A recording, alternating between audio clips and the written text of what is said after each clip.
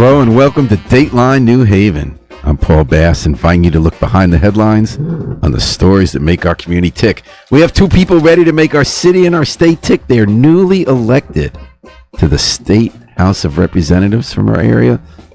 Well, you're very familiar faces on this program. Laurie Sweet is the new state rep from the 91st State General Assembly District in Hampden, and Steve Winter from the 94th District in New Haven and Hampden. Congratulations to you both. Welcome back on the air. Let's talk about what comes next. Yeah. So you guys ready? Ready. Glad to be here. Come closer. But I mean, like, tell me how you're feeling about being state rep. A little daunted, a little, like, tell you're excited. What's? Super excited. I think someone described it as drinking from a fire hose, which is better than being drowned by a fire hose. It's overwhelming. It's exciting. It's very, very busy. I don't feel tired. We're putting in 10, 12-hour days meeting with folks, but it's been great so far. You said that before we went on the air. You don't start until January 8th, but you're already in meetings all the time with people who want you to push legislation and all that. Oh, yeah. Absolutely. Meetings, trainings. We had civility training. We had process trainings about how to file bills, how to track bills, the various facets of fiscal analysis, legal analysis. And then we have more of caucus meetings coming up. So all civility the training is interesting because I could be wrong about this, but I have the sense that we still have a civil legislature with what's going on in the country. I think so. People Although respect each other and they're not mean and insulting each other. I'm not saying no one's ever a jerk, but I mean, like, it seems like in general it's expected that you'll refer to people politely and not personal attack. Is that not true? No, I think that is generally true, and I think like the phrase that stuck with me was disagree without being disagreeable. And I think people generally do that. They did present some data, which I couldn't recite to you about what they saw as a perceived decline in civility. In Hartford. Yeah. Because we know it's happening nationally, like so I guess how could it not? Mm-hmm. Yeah, but that they survey groups of people in the political process year over year and had seen changes not for the better. It's kind of interesting because I remember there were certain kinds of political leaders who engender a kind of tone and others who don't, right? So when you had Malloy, he'd sometimes be in your face once in a while, right? And Weicker, and I mean, that went crazy in 91 with the income tax, the kind of rallies you had there and the things people were saying. I'm not so sure it was on the floor. And I remember sometimes Malloy and Themis Clarities would get into it, even though she was a moderate Republican. So, you know, Lamont is kind of chill. I mean, when you're talking about the client civility with the data, I'm not hearing that tone. The Republicans kind of like the Democratic governor because he's really a Republican, right? So, like, what are they looking at? What are they noticing as a decline in civility? I wonder if sometimes committees can get a little heated. Yeah. Yeah. Yeah, I don't know people exactly testifying, maybe. Yeah. Yeah. I think I don't know. I mean, part of it could be all of the sort of social unraveling that took place with sheltering in place and things going on Zoom, and definitely have heard anecdotally that public hearings moving virtually while expanding the population of people that can participate in them also, I think, make people feel like they're able to say things that they otherwise might not say in person. We all felt a little unhinged during the pandemic. Yeah. Everything seemed like a crisis. So are the hearings now both online and virtual? I mean, and in person? Yep. We've kept that option, which is really nice because it does give folks from across the state the ability. I remember during I think it was the pandemic, it was the rent caps, and there were issues with the internet that day. And I waited. It was supposed to start at 9. I didn't testify till 3. But I was able to go about my day, pick my kids up from school, do other things, but constantly watching for my opportunity to testify. I didn't have the time that day to go up and wait like other folks did. And that is something how you wait. They have time waiting from morning until midnight. Yeah. Mm-hmm. I think that the final details of that have to be in rules, which will be approved, but that is the expectation I have, is that still be a big part of the process. So, Laurie, I'm going to get a little closer to the mic. Do you have a top priority or project that you're bringing to the Capitol? Absolutely. So my top priority is seeing Just Cause get passed this year. Just Cause evictions. Yeah, we went up pretty late in session, maybe mid-May, to bird dog my own representative, some of the senators. So you had your predecessor you were pushing. Yes. And did that person go with what you were hoping they would do? There was support, but I don't believe a vote was called. So I'm really hoping that we can be a little bit better organized and start a little sooner. My pitch on the issue is that it's free, right? So this isn't going to impact the budget, but it's going to be a really major protection for tenants. And that's work around landlord tenant is what I've been doing. So what for would the last happen in 3 the years. bill? You would have to give a reason to evict somebody. Right now, you can serve a notice to quit. You have a short amount of time to get out, and there's no recourse for the tenant. This would say, maybe the unit is going to be rented to a family member, and that's why they need. Maybe the unit's going to be sold. Maybe there's a long-standing issue that needs to be fixed. It's going to take a long time. So we need to put you somewhere else or rehouse you or whatever. Right now, you don't have to provide a reason. This would simply provide a reason. And this would after the lease ends? Because right now you're protected under the lease, right? You're protected under the lease. That's right. And so there's discussion of how this is going to work. I know that landlords are concerned about locking in a tenant who maybe is a little bit difficult. So there's been talk about different carve-outs about maybe having that protection after a year. So you've got like a trial period with that person to kind of see, So is it's the this a really first time good your fit? tenants, first time your lease would get renewed. So you're open to Right. that compromise. I'm open to that compromise. We have just cause for elderly and disabled. I think it's either 4 or 5 units right now. So the way I'm envisioning this is really an expansion of what we already have. So like added Medicare for all. protections. Exactly. Yes. So the way it would work then is when your lease is up, they can't kick you out unless they have a good reason. Exactly. What would some of the good reasons be? It could be anything. It could be. You mentioned, like, an they want to issue with fix the maintenance. unit. Yeah, issue with maintenance. Maybe they don't want to be landlords anymore. They're selling the entire unit. Or a family member? Or a family member. That definition is broad. It used to be that maybe the owner wanted to be there, but I think they're open to expanding it to any family member. So your son is looking for a unit. You're in this unit. It's a 5 I've unit twice family. been booted for family members. What about if they want to raise the rent? Well, our only safeguard for that right now are our fair rent commissions, and that is by New Haven and population. Hampton. Yeah. So I'd like to see fair rent commissions everywhere expanded, but as far as I know, Just Cause wouldn't really impact that. But if you do get a crazy rent, an unconscionable increase in our towns, I can't remember if it's 25,000 or 50,000 is the population. You can go to your fair rent commission. And all towns have them? By population. Yeah. What I'd love to do is actually expand that so that more towns have to have them. It's an appointed body. Sometimes a In New town Haven, attorney- I think Haven, they got teeth where in the Yes. past they didn't have teeth. Yes, we've got teeth now. And so if you get, a $500 increase and you can't really swing that, this is a place you can go. It's an independent body outside of the court, but it does stand. It's like court. But So, it's Laurie, not. could any landlord who wants to get rid of a tenant, not renew a lease, just say, I want to fix the apartment and done? Like, how do you really stop? How many people evictions would this stop? I hear from a couple people a year who are just being evicted with no reason. And then they bring And that's a locally in different my tenant. district. Yeah. So I'm imagining a lot more people across the state of Connecticut. And Laurie, you said you were up there at the Capitol Battle. In what capacity? As a council person, as a part of a grassroots group? I was part of Connecticut Tenants Union. I think Voices for Children was part of that. I think SEIU was part of that. It was a pretty broad coalition. And what were you in? I was there as a Hamden Town Council person because I think it's an important issue for our town. And we don't have a lot of legislators who are renters. I talked to Senator May Flexer, and she said it'd be great if we actually had more renters because I think our legislation would change accordingly. Yeah. Yeah. So that's leads to a question I was talking about before we went on the air. You were already elected official when you did that then, but you have quite a history, as does Steve, as an activist. Yeah. What was there any motivation to address an issue you've been an activist on as a legislator, as part of your thinking why you ran for office? Did the tenants bill have anything to do with why you ran, or was you already in by then? Yeah, the tenants bill, so many issues. I think, being an activist, I think it's just a different approach to governing and being elected, more of an organizing approach. And so, folks come to me with an issue and I'm like, all right, let's draft something. Let's figure this out. That's certainly how we did getting our Fair Rent Commission up and running. So I brought the Six Lakes Vision Report. There's so many issues that I care about as an activist, and really running for office was because I got frustrated being on the other side of the table, going to council meetings and asking the council to do things and being told we can't, or maybe there just isn't the will.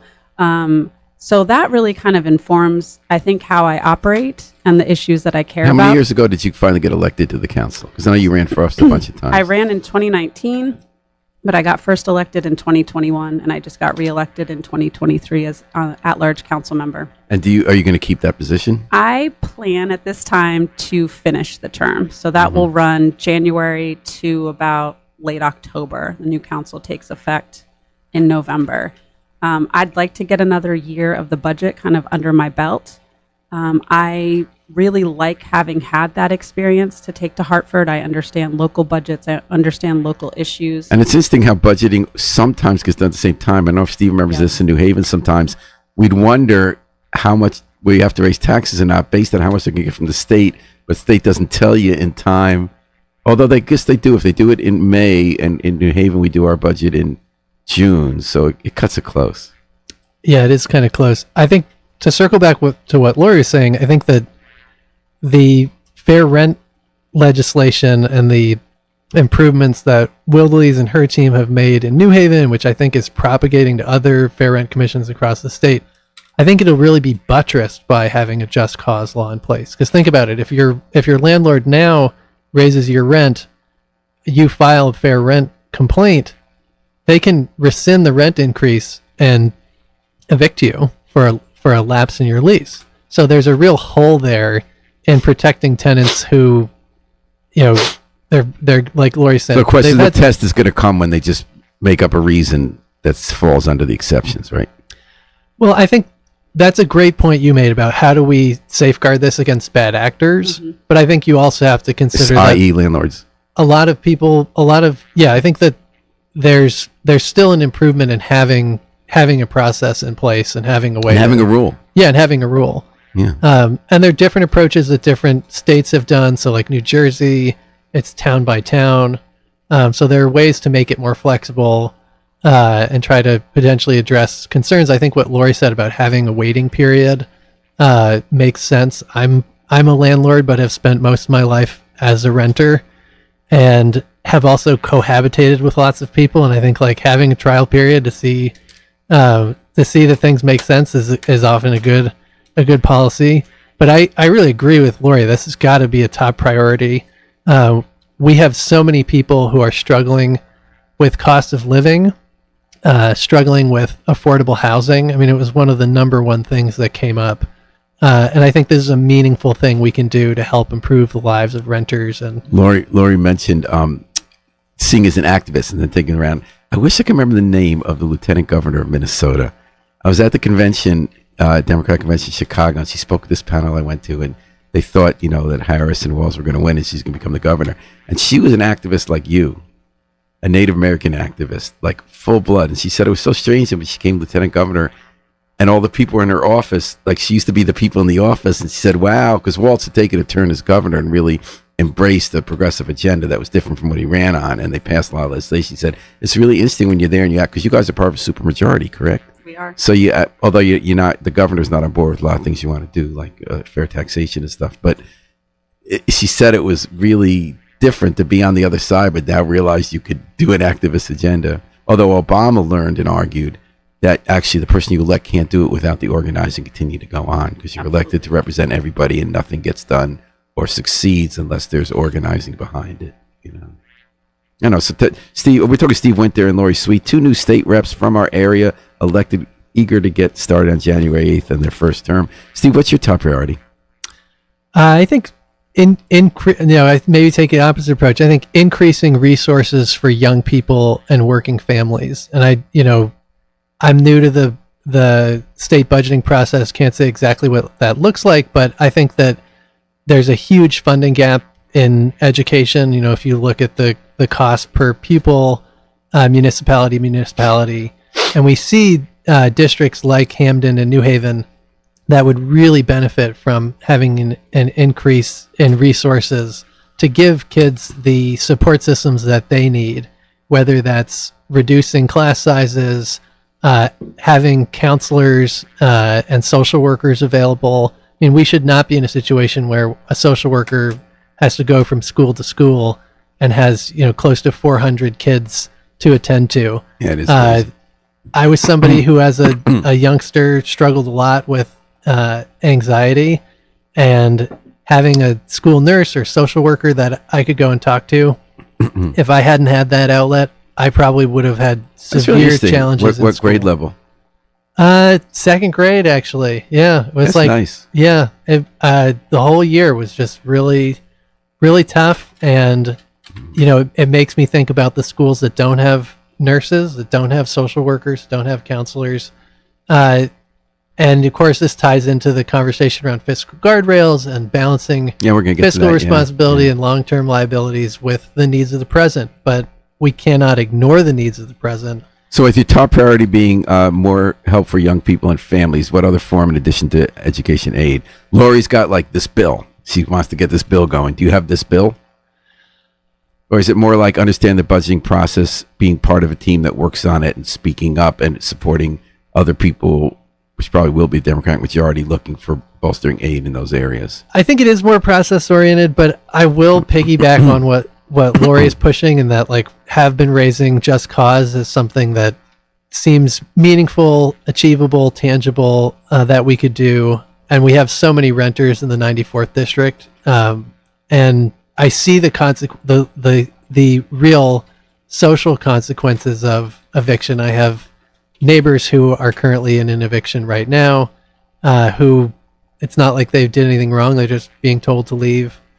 So there's the emotional and social heartache. And then there's just visibly you can see when all their belongings out on the sidewalk. It's sad. It's really sad. And without contradicting anything you guys said, the landlords will say there's a deeper issue of how do we make housing work and how much it costs to fix up stuff and taxes. And other people say we need more housing built, even non-affordable housing to affordable housing. That whole debate about build versus where are you guys standing on what you can do as legislators to have more affordable housing available? Yeah. Well, I think to go back to your point about specific bills or initiatives, I'm not saying there should be. I mean, I respect just as much the idea of being part of a process and being part of a team that. But I do think there's several bills that didn't make it last year that I think hold a lot of promise for helping address these issues. One would be Live, Work, Ride, and expanding transit-oriented development. So the idea that we're going to incentivize by prioritizing funding for state grants to municipalities. Like what we're doing at Union Station, build around the train station. Yeah, exactly. Build around train stations, bus rapid transit. We have an international award-winning bus rapid transit fast track system outside Hartford. We have a lot of good economic activity on the Hartford line, which I've been taking up. Laurie's been giving me a lot of rides back. I love that train. Hartford. That train is kind of old-fashioned, but really clean and kind of chill. Yeah. I like riding that train. It's been great, but I think investing in that, we've got Shoreline East, which has not recovered and has not received. Yeah, why is that? I think ridership, I think has suffered in part due to work from home. But I also think with the service reductions on Shoreline East that we've seen, the chicken the egg thing, we're not putting it in a position. How about the fact succeed. that they widened I-95 and the bridge? Do you think finally, more people keep driving when you expand a road? I don't know. I'd have to look at the timing of that, but I think that's a good point. We made good investments in brand new all electric rail cars. To your point, if you get on Shoreline East, it's just like riding Metro North. They're beautiful new coaches versus the Hartford line is literally you're going back to the 1970s. But I kind of like them because I was surprised at how well they worked. The internet was fine. It wasn't that crowded. They were clean. They did have to go slow in very hot weather, though. The internet? Maybe were you on an Amtrak train that had it? Huh. Oh, you couldn't get the web. Maybe because of my phone, I get it. Yeah, maybe. But okay, so you can't get web on the Hartford line. I don't know. You mean on your hotspot? Yeah, no, that's true. You get good internet, but. I think so. Transit-oriented development, I think, makes a lot of sense and is good for climate and good for housing and good for our transit systems, good for the fabric of our state. So I think that's part of the equation of how we build more housing. I also think we need to look at models for financing additional affordable units. So that's something I'm really interested in exploring. Montgomery County, Maryland has this affordable housing production fund where they're subsidizing the construction loan portion of the development process, which is the highest interest rate. And then they're using the savings to have deed restricted affordable units. So I think that's a really interesting model. And that's something that I need to talk with the Office of Legislative Research about before the session starts to see, are we already doing anything like that? Is that something new that we could look at? But I think that Live, Work, Ride bill, and like Just Cause. And is Live, Work, Ride the transit-oriented development? Mm-hmm. Yeah. So that swags something I won't.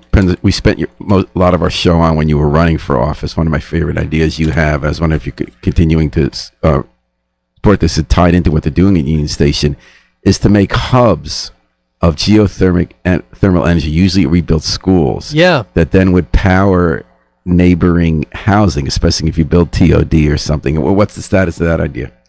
That's a great question. So another one of these that's a great idea. I'm only a bill, but I haven't become a law.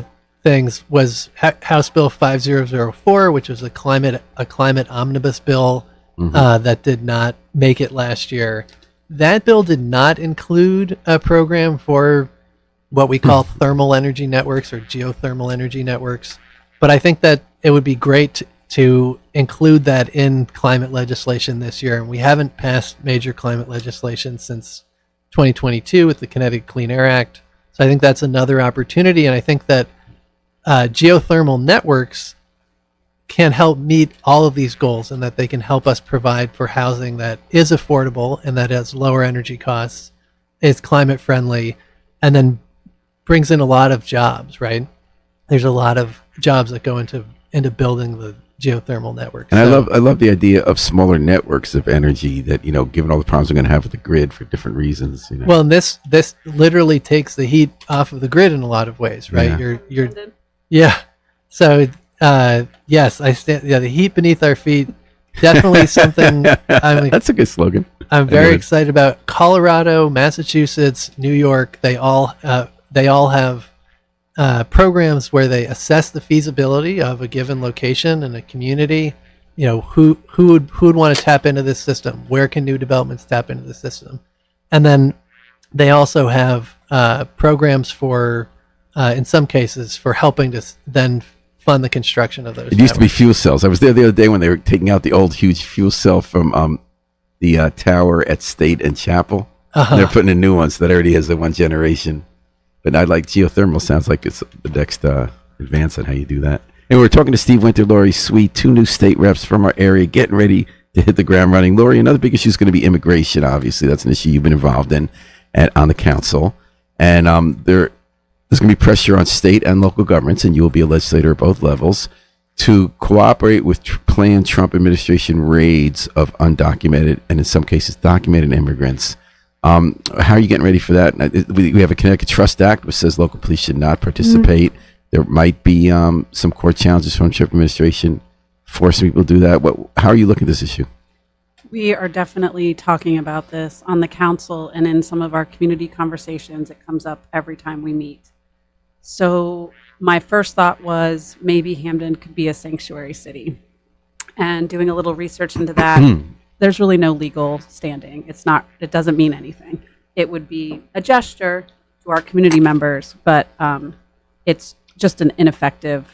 It's just a signal to DC say, come get us. It's a signal. So what we are thinking locally of a way of responding. Can you get a little closer to the mic? Sure. Yeah. The way we're thinking of responding locally would be to do, I think, an ordinance that says just that reinforces the Trust Act and says, unless you are coming in on the federal level or we have an order from a judge, locally we are not going to work with you. And if you come in and destroy property, the federal level needs to pay for that. And that we just don't, as a town of Hamden, we don't have the resources to be able to allocate to this. And it's our will that we don't really want to cooperate. So we're working on language for that. That is something that we believe that we can do at the local level. When do you expect to pass that? It's in the draft form right now. We're also working on a housing as a human right resolution, which we've been working on since September. That's going to come up in January. As you know, everything takes time. It's like having a baby. Sometimes it's So now, 9 months how does it before a work? bill. How's the police union feeling about this sanctuary bill? Well, the Trust Act? we're going to be talking with them soon once we have the draft legislation. I can tell you on the housing side of things, we're meeting. I think we're actually meeting this afternoon. What we want to just codify, and I'm sorry, I'm switching gears a little bit here because I can tell you how the police have been feeling about unhoused folks, is that we don't want a ticket. We don't want to incarcerate people if they're experiencing homelessness. And it's been the approach of Hamden to not ticket, and we are writing a resolution that just really codifies that. It's been past practice. We're going to be meeting with the chief to talk to him about that. The next meeting will be on how we handle immigration. Does the State Trust Act say anything about reimbursing us for costs? I'm not sure about. That's an interesting part. Yeah, isn't that interesting? I wonder if that's, you go to state or federal court for that. Like, how do you enforce something like that? We'll find out. And then otherwise, would it just be redundant with the Trust Act that already exists and says, so is it really the reimbursement part that, Yeah, or do you think other local police departments, if they get a request from ICE, they could ignore the Trust Act if their town isn't passing legislation like that? The way I see with our home rule state is that it can be up to the local municipalities to sort of kind of recommit to the state law. And that's the way I see what Hamden is doing, is just really making a commitment that this is how we're going to operate and that we are going to be following. And a big question, obviously, for you and your colleagues on your council for New Haven Board of Alders and state rep, is if the Trump administration makes good on its promise to withhold other federal money from sanctuary cities, or even if you're not called sanctuary, if you're not cooperating with ICE, are you going to be willing to say, okay, we'll lose millions of dollars in education aid. Okay, we'll lose money for an Inflation Reduction Act green project. How are you going to make that call? These are definitely conversations we're starting to have. I remember one of the academics who was at the panel said that Connecticut is a give state rather than a receive state. I have to explore further. Meaning that we pay more in taxes and get back, but we still get plenty back. We get plenty back. I think, I can't speak for Rep. Winter, but this is going to impact our budget if we are seeing things like our Department of Education, defunded or underfunded. We're going to have to respond accordingly. So we're in a very interesting time. It's an interesting time, right? That's when a I was tough running decision. for office, I did not anticipate a Right. Trump presidency. So your values, two things you believe, are going to come in conflict. Correct. Where do you see yourself coming down that if it really comes down to it, that you're going to have to sacrifice ecology project money or education funding or not cooperate with ICE? Which way would you go? I think what we have to do is adjust the fiscal guardrails, because we have money stored away in rainy day funds, in surplus, in volatility caps, that we may have to dig into just to operate the state. Well, that's a good transition to the fiscal guardrails. Just to briefly let our listeners know, in 2017, there was a bipartisan agreement at the Capitol to change the way we deal with quarterly revenues, income tax revenues, that if we get a big flood of money because a few hedge funders and private equity people in Fairfield County made a lot of money, we can't throw that all into the general budget. That we can only throw a limited amount, and then the rest has to go to our rainy day fund and paying down our, I think, highest or close to highest in the nation pension debt. That has worked wonders. Our finances have improved. Our credit rating has improved. We've maxed out our rainy day fund. We actually can't put any more into it. There's plenty more to pay down on debt. So now the debate, as you know better than I do, that when you come back, is should we change the formula based on the experience that we brought in more money than we have? And most of the Democrats, if I'm not mistaken, believe you can still have this fiscally responsible agreement and just change the formula so you could free up money. Governor Lamont is hesitant too, and the Republicans. They say that's what got our house in order. We don't want to have it, any day you can start having a recession again. You don't want to change the formula. You have to have some fiscal discipline. Where do you guys stand on tweaking the formula, Steve? Well, first, I think Laurie would share this, but I think we cannot give in to blackmail from President-elect Trump, soon to be President Trump, to abandon our values. Now we have to look for other resources, and we have to litigate to protect the resources that we're owed or that we're due from the federal government. So I think that everybody at the local and state level is going to want to defend those resources for Connecticut and defend those resources for Hamden and So New you're Haven. saying don't let them enforce a rule that would say we take your education money if you don't go out there with ICE? Yeah, I don't think like I think like quid pro quo is like the to use another Latin term of the modus operandi. It's the way that Trump does things. Everything is quid pro quo. Everything's about kissing the ring, and I don't think we can play that game, and we should play that game. But to go back to the question about the guardrails, I think there's a few things to keep in mind. One thing is not only is the rainy day fund full, but the limit for the rainy day fund was increased from 15 to 18%. So I think of the budget. So I think we have to acknowledge like that is very conservative. That's very fiscally responsible. And what's the purpose of a rainy day fund? A lot of people would say like, or I think a financial person would say, if there is a recession, then you have those funds available to keep the ship of state moving along without having to make major tax increases or programmatic cuts.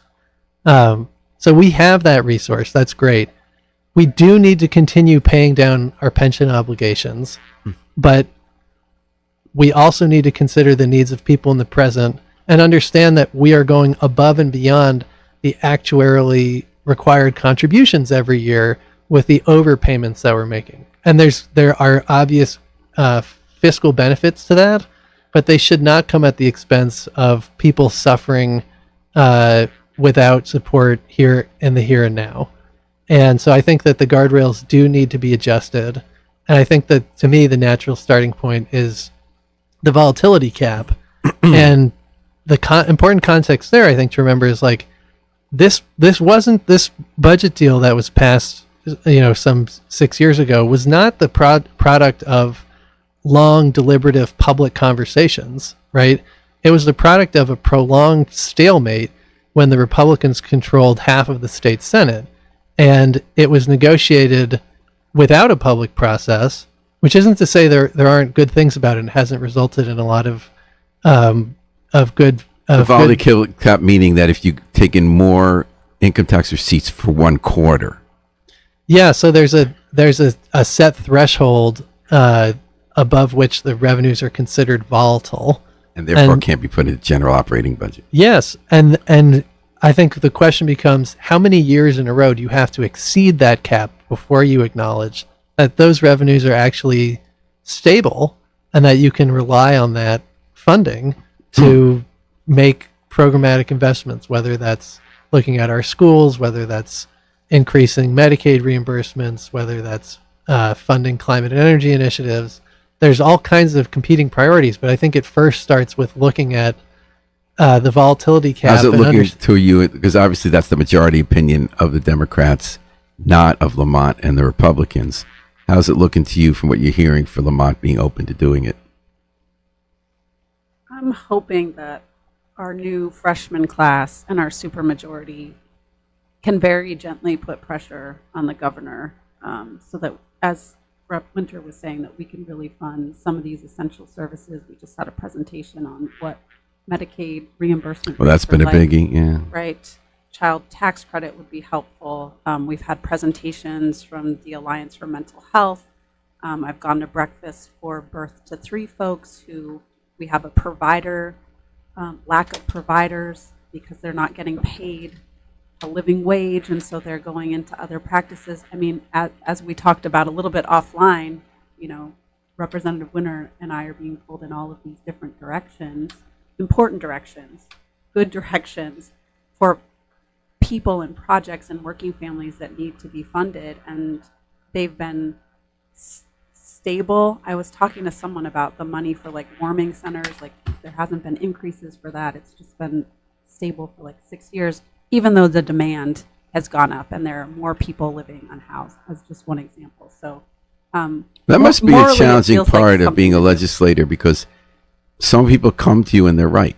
We need more money to pay to child care workers so that we can staff the place and people get child care. You're right. We don't have enough mental health beds. I mean, it's terrible, right? They're right that you didn't even bring up colleges and state college and university system, which is really starving for money. You're right that Medicaid especially doesn't pay the doctors enough, so people can't get to the doctor. Right. The problem is that the challenge, right? What you signed up for is even if they adjust the guardrails, even if a lot more money comes available, you're still going to have to make choices and say no to people who are right. Mm-hmm. Any thoughts on what your priorities would be from that list? And I know it's a big if because you don't know yet whether they're going to adjust the cap. Yeah. Well, I think beyond that, I think this came up the last time I was here. We need to look at other sources of revenue, right? And I think that's another challenging conversation with the governor About whether you have marginal tax rates rise and charge what, let's say, New York does for people who instead of 6.9 make it 7.5% on income over $500,000 or $1 million. Yeah, or to look at more progressive capital gains taxation to put us in line with some of our other neighbors. One like of New your York and soon-to-be New Jersey. colleagues, he was sitting talking about this at the Capitol one day, and the lobbyist for the wealthy interest said, I'm really okay with whatever you're going to do because our industry has gotten so good at not paying taxes and getting around that I'm not going to be paying more taxes. I mean, who was the guy, NVIDIA? The guy who runs that place, he pays no tax. The most successful corporation in America right now. Yeah. Well, yeah, I think looking at things that I think we have to balance making long-term investments for the state. So, childcare is an investment that helps free up economic earning potential for families. Education helps develop the next wave of workers and citizens. Energy efficiency helps reduce energy bills and reduce pollution with fiscal strategies that will bring some relief to people today. So I think we need to be smart in how we're making investments. And I also think we need to acknowledge that people are facing a real cost of living crisis. So I think those I think are important places to look. And I think, healthcare, I think, has come up again and again. And I think it's challenging there because the, national trends around healthcare costs and continue to go in the wrong direction. I wonder what's going to be the fallout of the murder of the CEO of United Healthcare, which is the worst among the all criminally horrible private healthcare companies we have in this country. Not that anything remotely justifies his killing, of course, no one's going for violence, but I wonder how it's going to play out. Could this lead to a public option, single payer openness, or is the country just going in the other direction that just gets branded as socialist? So even though we have a fundamental system, right, where we have a healthcare insurance industry that business model is to take as much money from you as you can and give you as little as you're entitled to. And of course, everyone's upset about it, and it doesn't matter if you kill CEOs. That's the system. Do you think at the state legislature you'll have any opportunity in the fallout to build alternatives? Or are we just too far from that right now in this moment in America? That's a great question, and this is not my area of expertise. But I think one area where the interests of the public and the state really overlap well is around prescription drug costs. And I think that's, if you look at some of the data that's available on medical cost increases, like that's one of the... And the pharmacy benefit managers. Yeah, exactly. I know that the state controller has been re-examining that. Yeah, so that's one of the largest of these runaway costs. So I think that I'm not an expert on it's okay not being an expert in everything, but I think that I think looking at what are the big cost drivers and where can the state help slow down those increases in costs, and I think looking at prescription drug pricing and pharmacy benefits managers to me seems like a fruitful place to begin. Doable. Yeah, and then that hopefully can help families that are struggling to afford those medications and take some of the pressure off the whole system.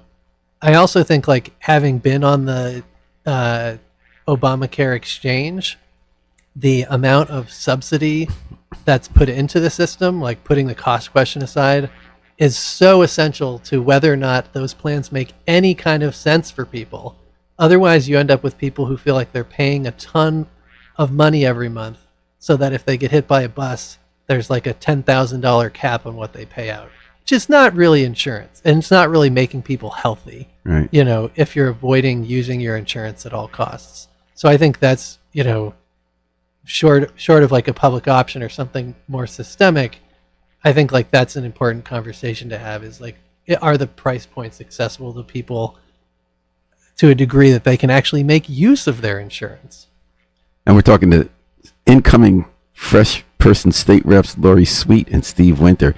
You've both been on the show in the past promoting alternatives to the way elections and party politics take place. You're both Democrats, but Laurie, you run as a working families person. Did you run as a working family person on Two Lines this time again? Yes. Yep. Do you see yourself bringing, and also you had this really interesting experience this year where you ran in a primary and you were declared the winner, but then a recount the loser by 2 votes. Yes. And then they found a bag of ballots and you won like solidly, like 30 something. What did you take about all that? What do you take from that about the way we do elections? I feel like I'm the poster child for every vote counts and every vote matters. Count every bag. Count all the bags. Yes, it was a very interesting experience. I remember getting close to the date of the primary, the traditional like GOTV weekend, and my team and Working Families Party and all the labor organizations were like, we just need you to get through Tuesday. And we had that week of early voting, which was fantastic. We turned a lot of people That's out. the other thing that did work well in Yes. Hampton, and you noticed Yes. that, Steve, because Steve was in Hampton, New Haven, and no one voted early in New Haven, but they all did in Hampton. We talked to every single person on doors and asked them how they were going to vote. So we sent out absentee ballot applications, which you're allowed to do, for people who requested them or people who traditionally vote that way. And then we asked people, do you know about early voting? Do you know where you can early vote? How are you going to vote on every single door? So we had a very good showing during early voting. I think I won early voting about 60 to 40. But we're going into that Tuesday primary and it's like, it's going to be over. And I'm like, promise? Make those last calls, call those undecideds on your list, push. You can do 2 hours of calling and then you can have some yummy food at Mazorca, but then we're getting you back on phones. And it was this like marathon. I was just, really spent. And then Tuesday comes around 9:30. We had sent people in, as we always do, to get the numbers and the 5 districts of the 91st. Our preliminary counts showed me ahead by like 70. Wow. So we thought we won. My opponent had called to concede, and then we celebrated, and about 90 minutes later, I got a message from the registrar saying, just wanted to let you know the results that were uploaded to the Secretary of State's office show that you are down 2. So, having never experienced anything like this before, the advice that I got from my team is we're just going to hold. We're not going to concede. We're not going to make any calls. This is new territory for us. We hired an attorney. We were allowed to choose. And what were you basing your being up by 70 just by knowing who was leaning how and who showed up to the polls? Yeah, and how early voting went, and numbers in the 5th, my home district. That's where I probably did the best. You still had to guess what the absentees were going to be. We did have to guess. And absentees, I think, generally go for the endorsed Democrat on row A, so those weren't a complete surprise. But we didn't think it would be that close, but it was. Fast forward, I was supposed to take vacation the Wednesday after the primary. But you didn't make the Ned Lamont mistake from 2006. He went on vacation the night he won the primary, and Lieberman came right in with a barrage of ads, and he never got his footing back. Yeah, no vacation. We organized, talked to an attorney. Working Families Party was really helpful, giving really good advice. It's unusual to have a recount, so we were not totally clear on how many people could watch. We didn't know if we could have one at each table. It ended up being you could have one to watch the ballots going. Well, did you the think machine. there was chicanery going on? No, I think so. I think it was a human error. I think that. Well, there's a bag of ballots missing. So What- when were those discovered and how? So what happened in the 5th? So keep in mind, it's the same folks who did all of early voting, which was brand new for that primary, right? So 8-hour days, 10-hour days, varying times. Some days I think were 10 to 6, other days were 8 to 8. We gave them the Monday off, and then Tuesday, big election day, they are in there at 4:30 in the morning setting up. Then you add in absentee ballots that have to be counted, and all the early ballots have to go through the machine. But in the 5th district, oddly, we ran out of ballots twice. So what happened there is that there is an emergency protocol, and we were in constant contact with the moderator there. Everything was, they were following their rules to the T. But there were some ballots that had to be hand counted. At one point, they crossed down a precinct, again, totally by the rules. So I think the machine didn't read those. Those had to be put aside. And I think it was a simple mistake that some of the ballots were simply not counted. But how was that discovered, that there was a bag not counted? That was discovered it's called a recanvass. About a week later, that was scheduled, and the town clerk came with all the ABs. Our registrar was there, the head moderator was there, and every ballot, AB, early, regular election day, was rerun through the machines. Absentees were inspected by a whole table of volunteers, and the two under went to, I had an additional 17, so I ended up winning the primary by 15 votes. So I'm hearing stuff in the details of what you said about what could be different. More people hired to work on elections, not take Monday off, not start at 4:30 and count at 10 at night. Like, what do you think could be done different? Yeah, I mean, our poll workers, this is a labor of love, right? They're the same folks that we see in our polling locations year after year. That's a lot to ask of anybody as a candidate, and I am half the age of many of these dedicated. I mean, they're not paid that well. They're practically volunteers.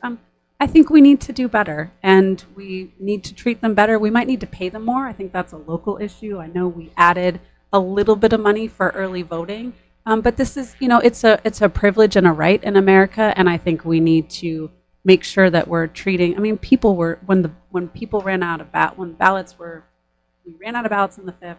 People were screaming at the moderator, and people did leave. There was a couple folks who left. I tried to make a mental note, and I believe there was a family of 4 and an individual woman and then 2 other people, and I believe everybody but the individual woman came back. I saw them come back. You're like, take mental notes of people, because as a council person, I'm like, this could be a complaint, and you just try to have a lot of awareness. But bottom line, I think we need to pay our poll workers adequate wages, and maybe open up trainings, and maybe, I don't want to overly govern, but maybe that shift is too long. I know it's long for me to be poll standing and talking to people. I wouldn't trust any math I'm doing after 8 hours. Yeah, exactly. About 4:30, make it 4 hours. Exactly. Yeah, I don't trust anything I did at 8 p.m. that night. I was exhausted. Yeah. Well, but you made it through. Congratulations. Yeah. Steve Winter, I wanted to ask you before we go. So you've been up at the Capitol for years pushing for ranked choice voting, where a lot of wonky people like myself have always loved this idea, because you don't vote for the lesser of two evils. You vote for all the people you want in order, and then people get eliminated each round by who has the least, and then the second place votes go to that. That had a lot of momentum, and I guess it's being studied at a state level. It really lost momentum this year, right? So you have 2 states that have done it, a lot of communities around the country, but 5 states voted it down in referendums this year. D.C. was the only one who said yes as a district.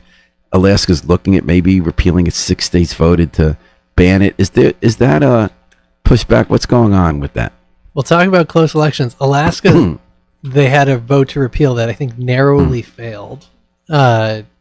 D.C., I think, joined, and then, there were a bunch of states where ballot initiatives failed. I mean, I think progress with these systemic reforms it's not going to be a straight linear. line. Yeah. And also, these are red states. It's interesting how red states have decided this is bad, and the Google liberals and lefties love it. And I always have a theory about these election ideas we embrace. First, they sometimes have unprojected consequences, like PACs, political action committees, were post-Watergate reforms to try to take money out of politics to have more. But that doesn't mean you try to make the system work and make it better. So we love ranked choice voting, and the suspicion on the right is that you're changing the rules so you can elect more liberals. And we argue it be more civility. You have to go for people's votes, because you have to not turn off people who might pick you second and be for somebody else. It's more ideas based. And my theory in the end, it's like mail-in voting. Trump told everyone not to vote mail-in, so he lost in 2020, especially in Georgia. And this time around, they found out, well, we can do mail-in voting too. In fact, we have a lot of elderly voters in a lot of places. And that if this goes ahead, both sides might be wrong on what they think they'll get out of it. Not for what the left says. But this is kind of idea. You're not going to have these kind of crazy populist right-wingers who are telling, just playing on hate and even, and then I think it might be more like we'll actually get what we say it would do, which is to have more issue-oriented campaigns. But what do you think? Like, what do you think? What are you hearing in the backlash? I don't know if I have my like ear to the backlash, but they're saying it's too complicated, it's crazy, it doesn't work right, it just gets gamed. I think confuses people. I think people can figure it out, right? I don't think we should underestimate people's ability to figure things out, underestimate the intelligence of people. And I think the backlash, like you said, really is more politically motivated. People saying like, oh, well, you're just doing this to disadvantage me, right? Like I was also, and still am, an advocate of the national popular vote because I think that's the right thing, is that the winner should be, like Laurie, the person who gets the most votes. And Donald Trump, he didn't win a majority of votes, but he did win the most votes. So he's the national popular vote winner. I wonder if that will cause some of the Republican states to reassess. Well, maybe we don't have to, be a minority party. But they definitely benefit from the Electoral College, the Republicans, because they have more support in less populous states. So Montana, your vote counts, 15 times what it does in New York. Yeah. That works to the advantage of Republicans. Yeah, but I think it may cause them to reconsider. I think with ranked choice voting, similarly, it's about allowing people to, voice their choices without having to throw away their votes.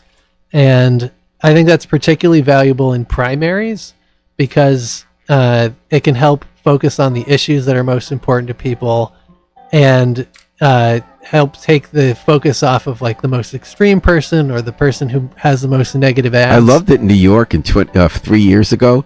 The Times had a story the first day saying voters are so confused, and they only found 3 voters to say they were confused, and one of them actually wasn't confused.